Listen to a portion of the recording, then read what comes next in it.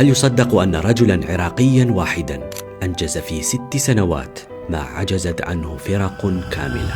فما الحكاية؟ في قضاء رانيا بمحافظة السليمانية، كان علي زمان يعمل في صياغة الذهب، لكن قلبه كان معلقاً بجمال من نوع آخر. كان يرى في انحناءات حروف الخط العربي سحراً يفوق بريق الذهب. في عام 2013 اتخذ القرار الذي غير مجرى حياته. أغلق دكانه وقرر أن يكرس حياته للورق والحبر. حمل حلمه وانتقل إلى اسطنبول، مدينة كبار الخطاطين. هناك في غرفة صغيرة منعزلة بباحة مسجد مهرماه سلطان، قرر أن يتحدى التاريخ. الهدف كتابة أكبر مصحف في العالم بخط اليد. الأبعاد 4 أمتار طولا و1.5 متر عرضا للصفحة الواحدة.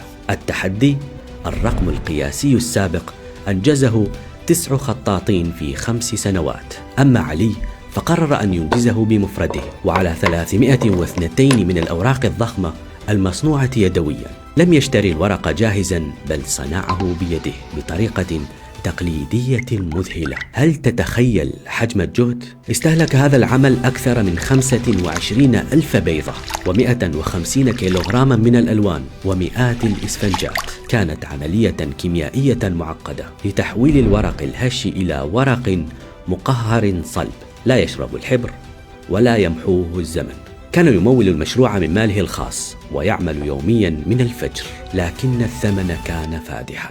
من الخارج حاصرته جائحة كورونا، ومن الداخل داهمته مشاكل صحية قاسية. اضطر للتوقف قسرا للعلاج، لكنه عاد أشد إصرارا.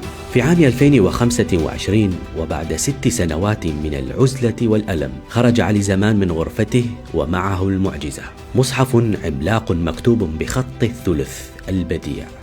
وقف العالم مذهولا أمام هذه الإرادة، ونال الخطاط الكبير علي زمان التقدير العالمي بجوائز دولية في سوريا وماليزيا والعراق وتركيا. اليوم ينظر علي زمان إلى تحفته بتواضع الزهاد، مدركا أنه قدم ما هو أثمن من الذهب. ففي عصر تطبع فيه الآلات ملايين النسخ الباردة، اختار هو أن ينقذ اللمسة البشرية، وأن يثبت أن اليد التي تتألم وتتعب هي وحدها القادرة على أن تجعل الحرف يتنفس بخشوع، وهذا ما لا تستطيعه التكنولوجيا. لقد علمنا الخطاط الكبير علي زمان درسا بليغا، أن الإرادة تهزم المستحيل، وأن الذهب الحقيقي ليس ما نكنزه في جيوبنا، بل الأثر الذي نتركه خلفنا. أنا حمزة، وهذه رحلة نجاح.